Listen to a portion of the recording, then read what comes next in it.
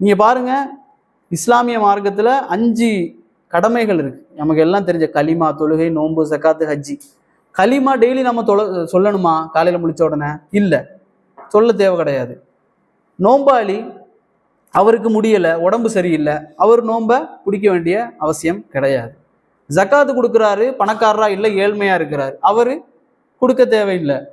அதே போல ஒருத்தருக்கு உடம்பும் முடியலை, காசும் இல்லை, ஹஜ்ஜு செய்யணுமா? தேவையில்லை. தொழுகை ஒன்னே ஒன்று தான் இருக்கு பாக்கி. சஃபரில் இருக்கிறோம், தொழுகை விடலாமா? முடியாது. தண்ணி இல்லை, விடலாமா? முடியாது. எந்திரிச்சு நிற்க முடியலை, விடலாமா? முடியாது. உட்கார்ந்து தொழணும். உட்கார்ந்து தொழவும் முடியலை, படுத்து தொழு.